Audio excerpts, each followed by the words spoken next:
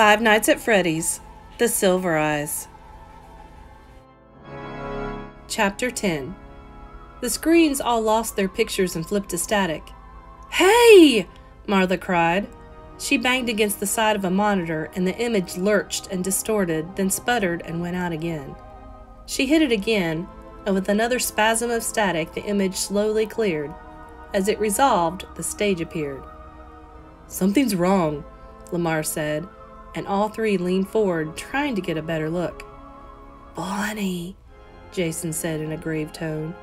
"Bonnie," Marla said, looking at Lamar with alarm. "Where's Bonnie?" Lamar hit the button on the walkie-talkie. "Charlie," he said urgently. "Charlie, don't leave the control room." In the control room under the stage, Charlie and Jessica were peering at the monitors, scanning for signs of life. "It's too dark. I can't see anything on these," Jessica complained. "There," Charlie said, pointing. Jessica blinked. "I can't see anything," she said. "It's Carlton, right there. I'm going to get him." Not waiting for a response, Charlie crawled toward the exit. "Charlie, wait!" John said, but she was already out the door. It slammed shut behind her, and all three of them heard the dull metal thud of the drop lock falling into place. "Charlie!" John yelled again, but she was already gone. "It's bolted shut," John grunted as he pulled on the door. The walkie-talkie sputtered, and Lamar's voice came choppily from the little box. "Charlie, don't leave. Jessica and John exchanged a glance, and John picked up the radio. "Too late," he said, looking to Jessica as he lowered the walkie-talkie.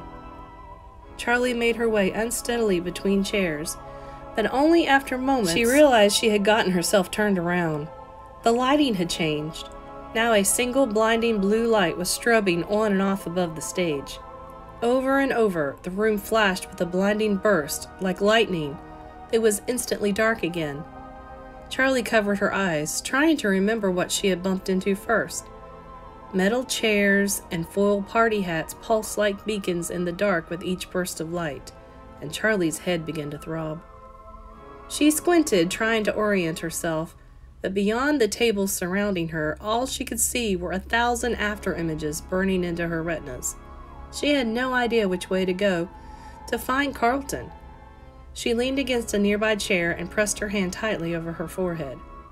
A table screeched against the floor briefly, and Charlie knew that it hadn't been her. She turned around, but the light had gone dark.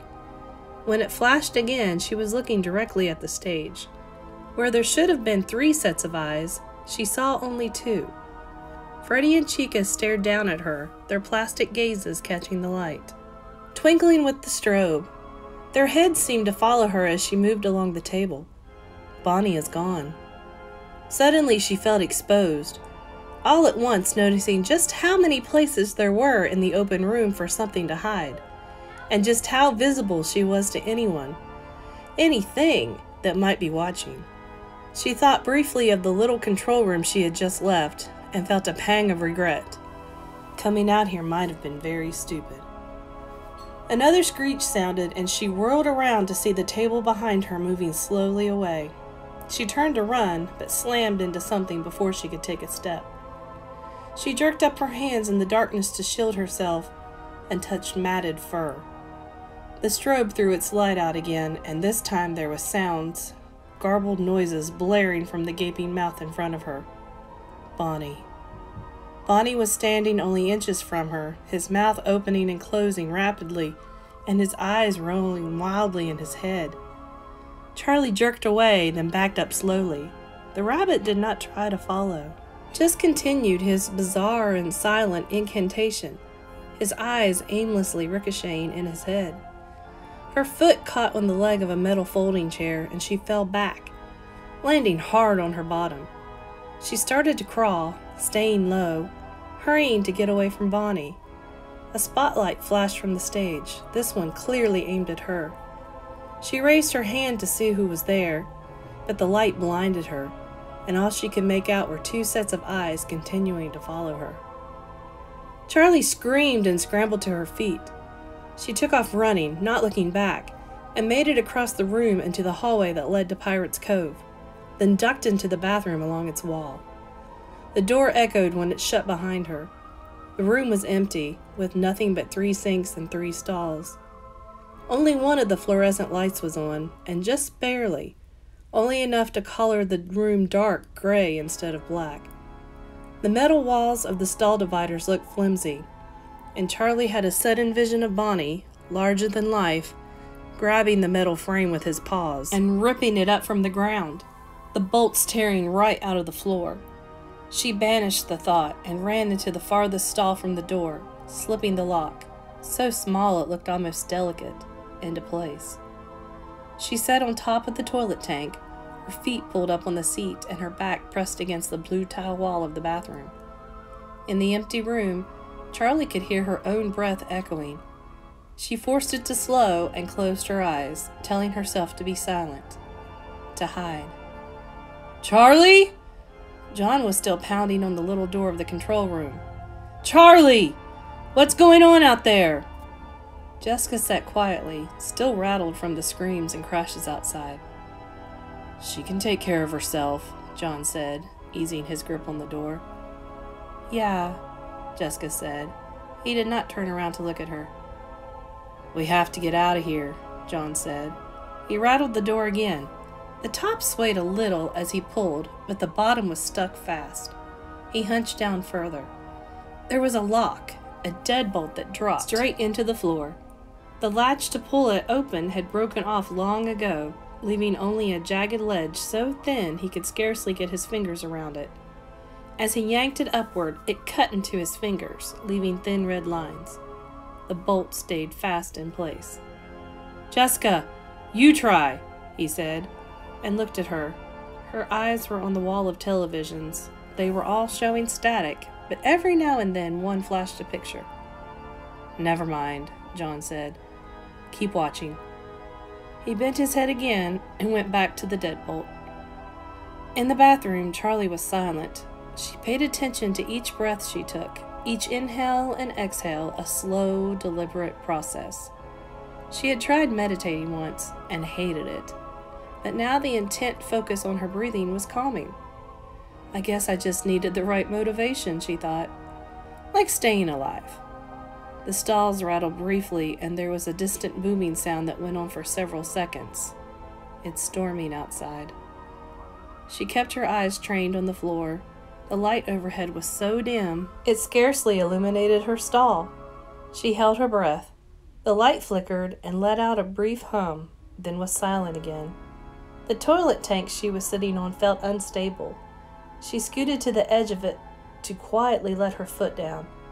Just as the tip of her shoe touched the tile, the wide bathroom doors opened with a thunderous boom. Without thinking, she jerked her foot up, and the lid of the porcelain tank clanged like pots clattering together. She held herself perfectly still, her shoe suspended in the air, then carefully put her foot back into place on top of the toilet seat. That was too loud, she thought. Carefully, she leaned forward and reached up with one hand to grasp the stall divider. Slowly, she pulled herself up to stand, the toilet seat rocking on its hinges beneath her feet. She peered out over the top of the 2 stalls next to her. It was too dark to see beyond the metal stalls. The whole row of them was swaying gently from her weight hanging on them. There was a shuffling sound. Something wide and heavy was sliding across the floor, not trying nearly as hard as she was to be quiet. She kept watch. Her eyes darted from the stall door beside her to the bathroom door. The shuffling continued, but she could not tell where it was coming from. The sound filled the room. Suddenly, the nebulous sound resolved. It was crisp, and it was nearby. The wall she clung to trembled slightly. She panned her gaze around the room, hoping her eyes would adjust just a little more, and they did. She could make out a trash can by the door, and the outline of the sinks. Apprehensively, she looked back at the door of her stall, letting her focus creep along the edges until she set her eyes on the inch-wide gap along the door. A large plastic eye was there staring back, unblinking and dry, fixed directly on her, and 2 large and unnatural rabbit ears hung over the top of the door. Bonnie. She clasped her hands over her mouth and jumped to the floor as fast as she could, dropping to her stomach and scooting along the floor into the second stall. She heard the thing rattle the door of the stall she had just left, but the shuffling feet did not move. She crawled under the next divider and into the stall nearest the entrance. This time her foot bumped the toilet behind her, and the lip dropped down with a loud clank. Charlie froze. The shuffling thing did not move. For what felt like an age, Charlie held her breath. It heard. It must have heard. But the thing still made no sound. Charlie held still and listened, waiting for another sound of movement to mask her own. Her breathing seemed louder than before. She lowered her head, trying to make out shapes along the floor. The shuffling sound resumed, and now, without warning, it was directly in front of her. She held her breath, desperately trying to make out any forms in the darkness. There it is. A large padded foot was just outside the door, as if it had stopped mid-step. Is it leaving? Please leave, Charlie pleaded. There was a new sound, stiff fabric, softly crunching. What is that? The foot outside the door had not moved. The noise grew louder. The sound of fabric and fur twisting and stretching, tearing and popping. What is that? Charlie dug into the floor with her nails, holding down a guttural scream. It's bending over. A large paw touched down gently in front of her, then another shape, the creature's head. It was massive, filling the space under the door. Gracefully, it lowered itself to the floor and turned its head sideways until its eyes met Charlie's. Its giant mouth was open wide with a ghoulish excitement, as though it had found someone in a game of hide-and-seek. A warm burst of air rolled in under the stall door. Breath? Charlie clasped her head over her nose and mouth. The stench was unbearable. Another wave of it hit her face, hotter and more putrid. She closed her eyes, on the point of relinquishing the hope of escape. Maybe if she kept her eyes closed long enough, she would wake up. Another gust of hot air hit, and she jerked back, hitting the back of her head on the toilet. She recoiled with pain and threw her arm in front of her, shielding her face against attack. No attack came. She opened one eye. Where is it? Suddenly, the metal walls around her swayed with a resounding bang. Charlie startled and covered her head as the thing struck again. The stalls rocked on their legs, and the bolts screeched as they were yanked free from the floor. The whole assembly seemed ready to collapse. Charlie scrambled under the last divider and climbed to her feet, grasping for the door handles to pull them shut as she ran out. She ran back into the main dining area, darting toward the control room. Her eyes no longer adjusted to the light. She ran with her hands in front of her, unable to see further than her next step. "John!" she cried, grabbing the doorknob and yanking at it, pushing. Nothing happened. "Charlie, it's stuck!" John shouted back from inside. As Charlie struggled with the door, she glanced at the stage. Chica was gone. "John!" Charlie shouted in desperation. Without waiting for a response, Charlie took off again, running for a hall to her left, trying to get as much distance from the bathroom as possible. The hall was almost completely dark, and as she ran, open doorways yawned at her with wide black mouths. Charlie did not stop to look inside any of them, and instead only prayed that nothing jumped out at her. She reached the last door and paused for a brief moment, hoping against hope that it would be unlocked. She grabbed the knob and twisted, and thankfully it fell open easily. She slid through the door, then closed it rapidly, trying not to make a sound. She stood watching the door for a long moment, half expecting it to be flung open, and then finally she turned. It was only then that she saw him. Carlton was there. His eyes widened in surprise when he saw her, but he did not move, and after her eyes adjusted to the dim light, she understood why. He was trapped, wedged somehow into the top half of one of the animatronic suits, his own head poking out from the wide shoulders of the costume. His face was white and exhausted, and Charlie knew why. The spring locks. She heard her father's voice for a moment. "It could snap off your nose." "Carlton?"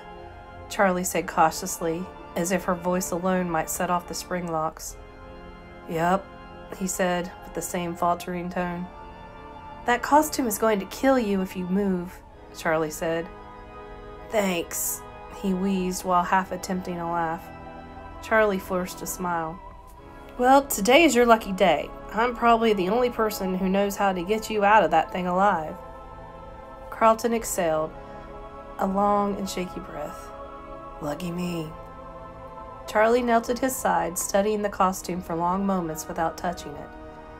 "These two spring locks at the neck aren't holding anything back," Charlie said at last. "He just rigged them to snap and pierce your throat if you try to move. I have to undo those first. Then we can open the back of the costume and get you out." "But you can't move, Carlton. Seriously."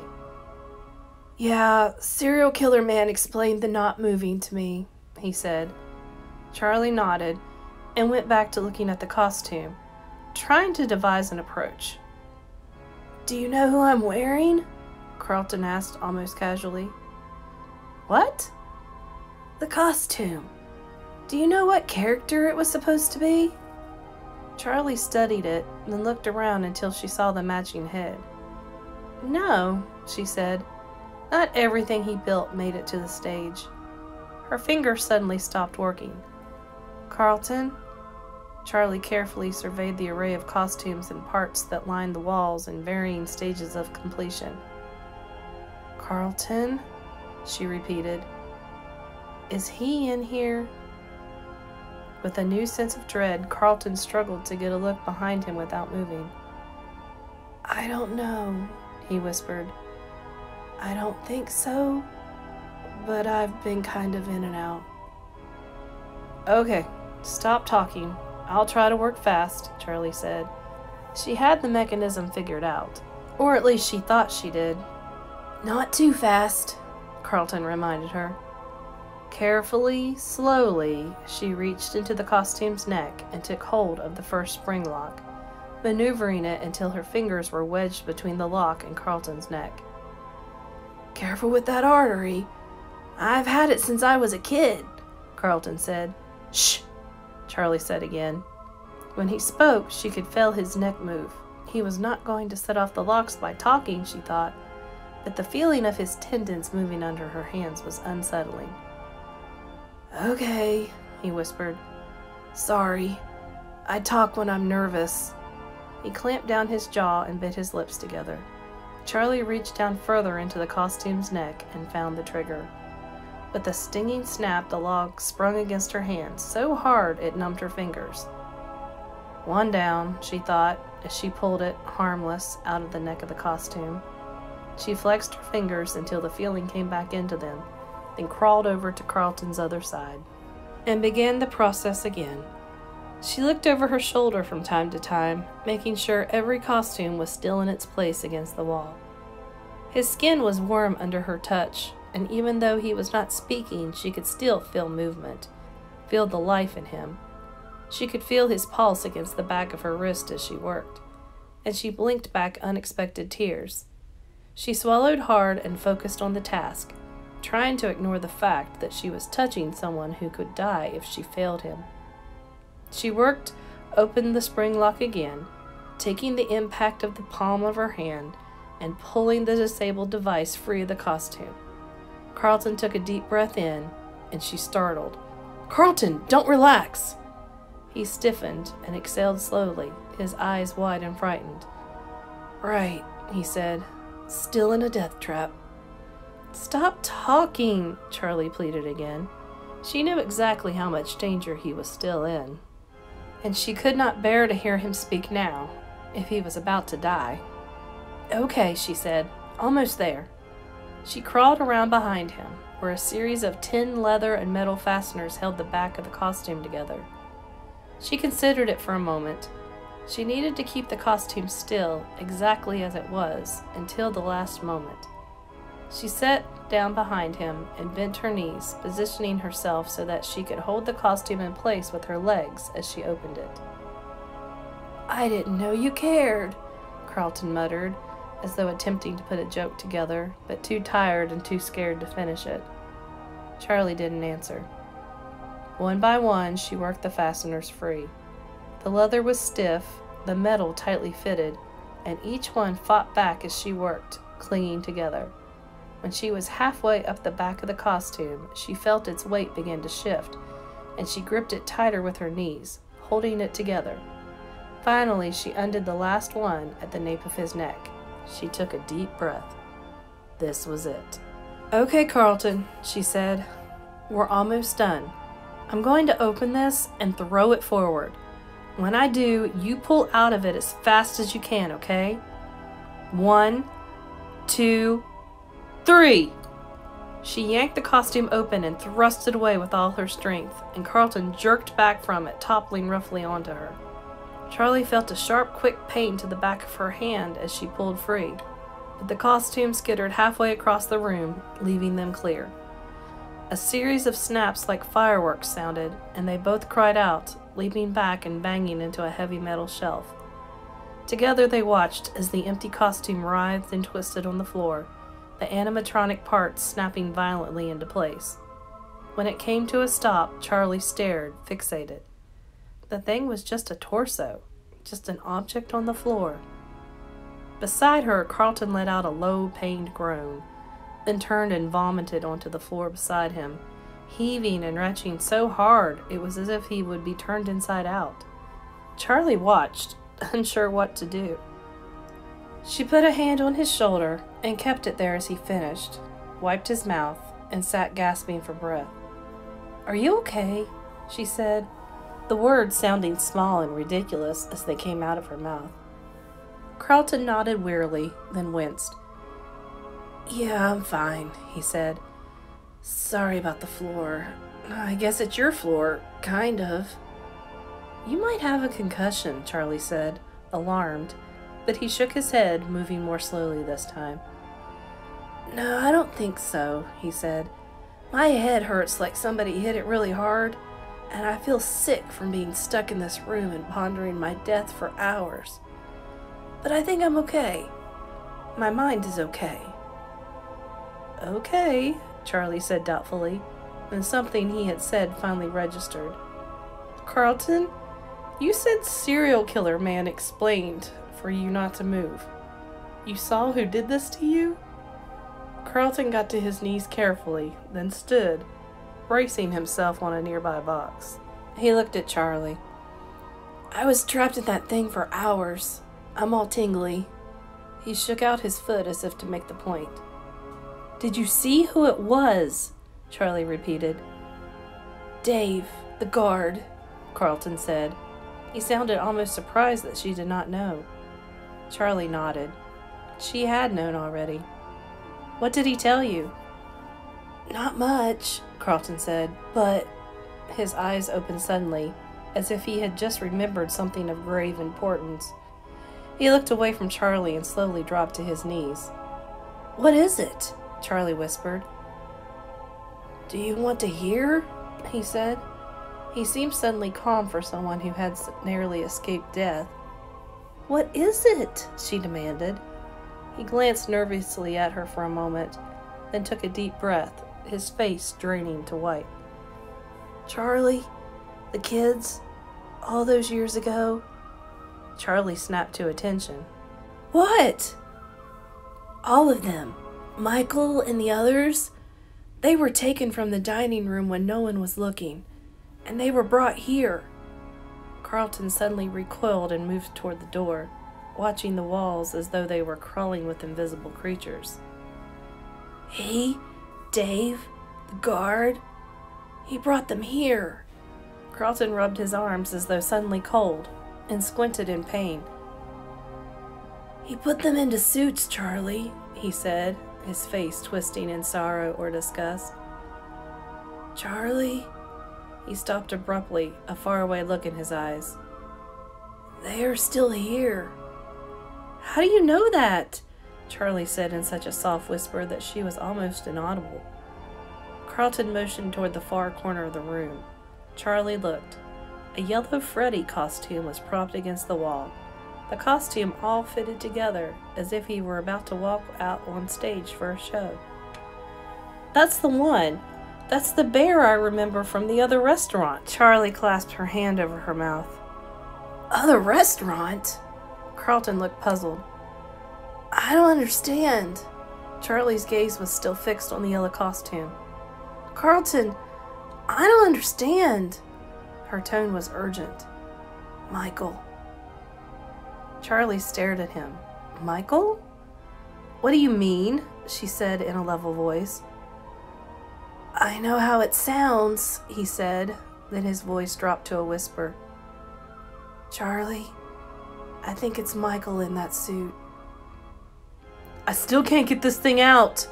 John sighed in frustration and rubbed his hand. The lock was leaving harsh red imprints on his fingers. Jessica murmured something sympathetic, but did not take her eyes off the screens. "I can't see anything!" she burst out after a moment. The radio squawked, and then Marla's voice came, calling to them from the control room in Pirate's Cove. "Both of you! Be quiet and don't move!" They froze, hunching down in their places. Jessica looked at John, a question in her eyes, but he shrugged, as at a loss as she was. Something thudded against the door, and John jumped away, almost falling. "Marla?" Jessica said with a pale expression. "Marla? That's you out there, right?" The thud came again, more powerful than the first, and the door shook under it. "What is that? A sledgehammer?" John whispered hoarsely. The door pounded in again and again, dents appearing in the metal door that had looked so solid. They huddled back against the control panel with nothing to do but watch. Jessica grabbed the back of his shirt, knotting the cloth between her fingers, and he did not shake her away. The door rocked in again, and this time a hinge unfolded slightly, exposing a thin crack between the door and the frame. The door still held, but it would not hold for long. John felt Jessica's fingers tighten on his shirt, and he wanted to turn and give her some kind of comfort, but he was mesmerized. Unable to look away from the door, he could almost see out through the little open space, and he craned his neck. Another blow came, and the crack widened, and at once from the other side he saw eyes, peering in, calm and expressionless. "Get out! Get out!" Marla shouted, waving her hands at the security monitor as if John and Jessica could see her, as if it would do any good if they could. Lamar had both hands clasped over his mouth, his eyes wide, and Jason was sitting on the floor, waiting nervously as though an attack on their own door might begin at any moment. The monitors were dark, but it was clear that something was lurking in front of the main stage, a black static shape that prowled back and forth, momentarily blocking the entire picture. "Marla," Lamar said in a whisper, hoping to quiet her. "Marla, look." He pointed to the monitor showing Pirate's Cove, just outside their door. Marla looked over his shoulder at the other screen. The curtain was pulled back, and the space was completely empty. The out-of-order sign hung perfectly straight across the platform, untouched. "The lock! We didn't..." Marla said feebly, realizing now the magnitude of their mistake. Marla turned to Jason, then let out a panicked whimper. The door behind him was slowly opening. "Shh!" Lamar quickly flipped a small switch, killing the light in the control room, and backed against the wall next to the door. Marla and Jason mimicked his motions, flattening themselves against the wall across from him. The monitor still flickered with static, illuminating the space in oscillating grays and the occasional flash of white. The small door creaked outward at an excruciating pace. A gaping black void widened until the door stopped, fully opened. "Marla!" A static-like voice called from somewhere on the floor. Lamar shot out his foot across the narrow carpet, trying to catch the walkie-talkie. "Shh! Shh!" Marla closed her eyes, pleading with Jessica in her mind to stop talking. "Marla! Where are you?" Jessica's voice called again. Lamar managed to flip the walkie-talkie onto its side, and with a click it went silent. He didn't know if he had jostled a battery out of place or somehow managed to flip the switch, but it didn't matter. In the tiny room, there was no way to hide. The ceiling was too low to stand, and even with their backs against the wall, their legs stretched out and under the door frame. The ledge under the door was high enough to hide their legs from anything outside, but not from anything that managed to get in. As one, they stopped breathing. The room was no longer empty. Something was entering the space. As it pressed forward into the room, they saw a snout, with the scratchy gloss of two unblinking eyes staring straight ahead. The monstrous head threatened to fill the room. "Foxy," Jason mouthed, making no sound. The plastic eyes clicked left and right with unnatural motions, searching, but not seeing. The jaw twitched as though about to open, but never did. The dim light from the monitors gave his face a reddish hue, leaving the rest of him shrouded in darkness. The head slowly moved backward, its ears moving up and down at random, programmed as an afterthought a decade before.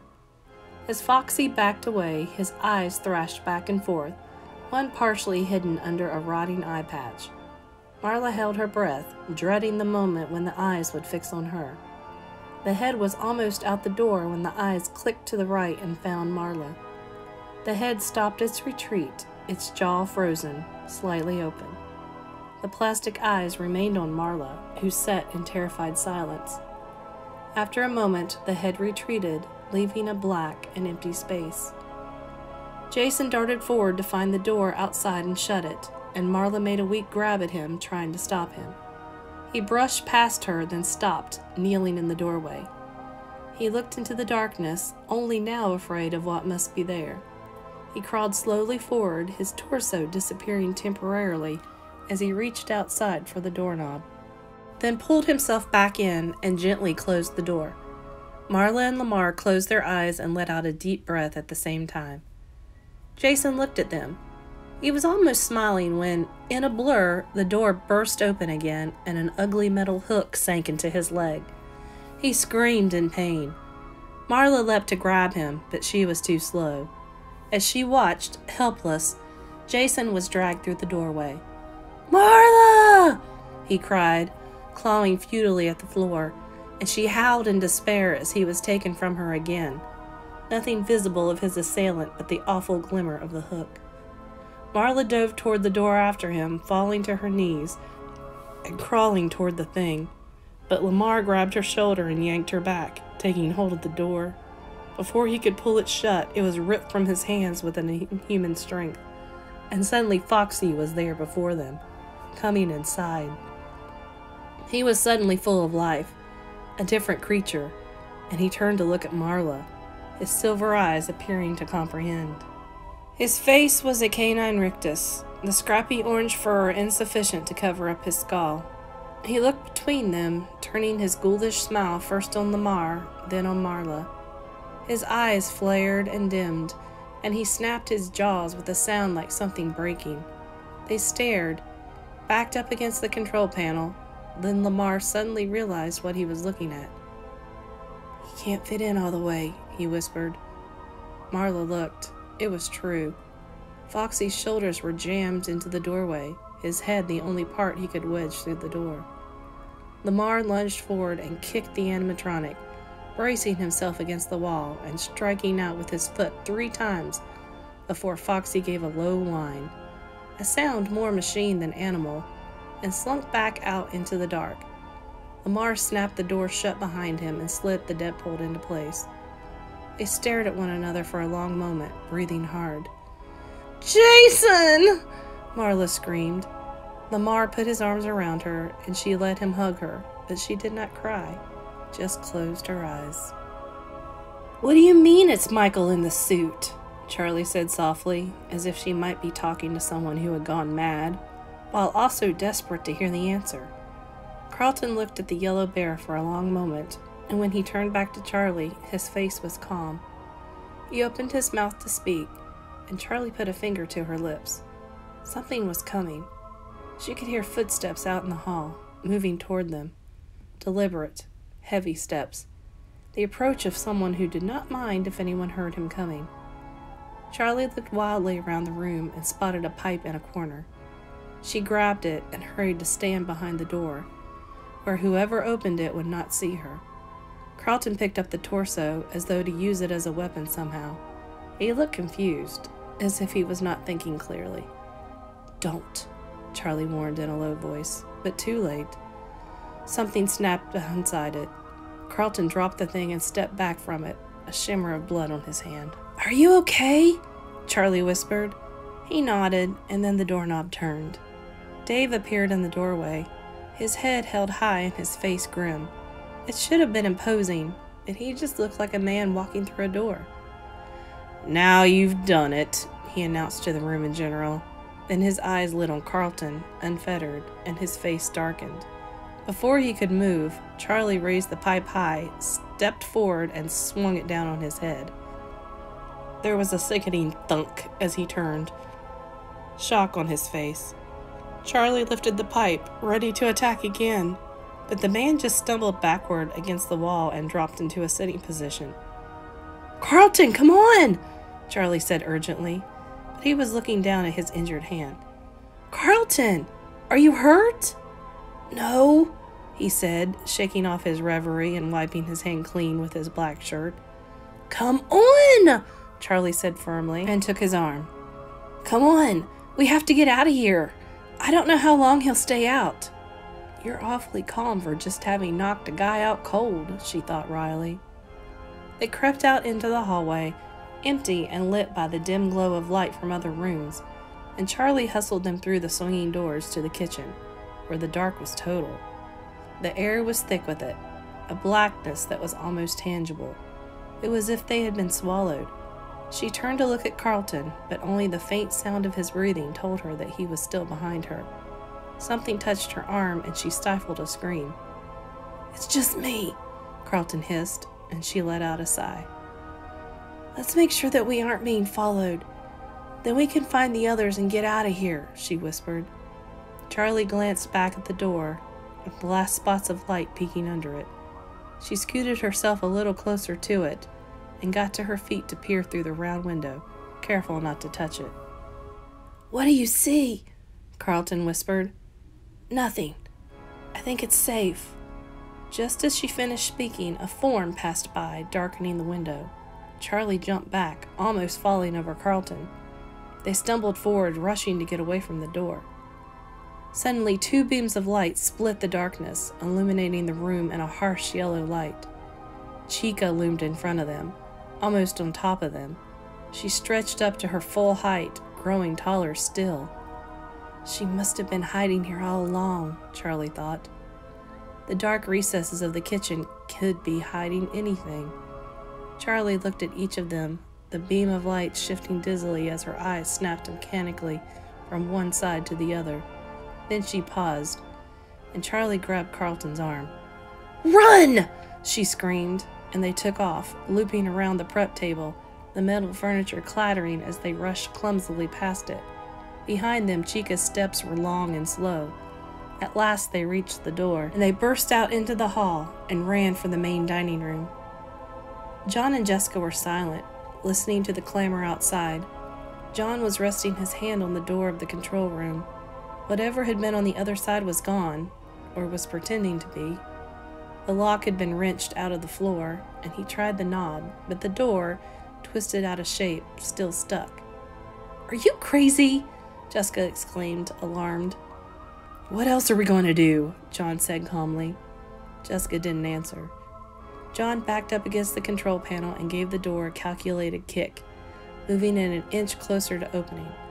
"Here, let me," Jessica said, and before he could reply, she had delivered a kick of her own, the door again moving just a little. They took turns, not speaking, until finally John kicked and the top hinge broke. John quickly wrestled the door the rest of the way off until they could crawl out. They hurried out and stopped, exposed in the main dining room. Jessica looked at the main stage in misery. It was empty. "I don't know how this is safer," she said, but John was not listening. "Charlie!" he cried, then covered his mouth with his hand, too late. Charlie and Carlton were running from the dark hallway at a furious pace. Come on!" Charlie yelled at them, not slowing down as she passed, and John and Jessica ran after them as Charlie led them out of the dining room into the opposite hall, toward the storeroom they had come in through. Charlie ran down the hall with a purpose, stopping in front of a closed door and trying to get it open. Beyond them loomed the open mouth of a pitch-black party room, a wide, empty space that could have hidden anything. John turned his back to the group, keeping an eye on the abyss. "Is it locked?" Carlton said, an edge of risking panic in his voice. "No, just stuck," Charlie said. She forced it, and the door popped open. They hurried inside, John lingering to the last moment, his eyes still on the darkness behind him. When the door was shut, Charlie reached for the light switch by the door, and John put a hand on her arm. "Don't turn the light on," he said, looking back for a moment. "We have enough light. Let your eyes adjust." There was a window high up on the door, thick glass with a bubbling frosted pattern, letting a trickle of light and color into the room from the hallway. "Right," Charlie said. A light on in here would have marked them out clearly. In the semi-darkness, she surveyed the room. It had been an office, though not one she remembered visiting often. She was not sure who had used it. There were cartons here and there on the floor, overstuffed to bulging with papers, their lids perched sheepishly on top of the mess inside. There was an old desk in the corner, a grayish-blue metal with visible dents on the surface. Jessica boosted herself up to sit on it. "Lock the door," Jessica said with an irritated tone, and Charlie did. There was a button set into the knob where she knew would be useless, and a flimsy bolt lock, the kind in bathroom stalls and on picket fences. "I guess it's better than nothing," she said.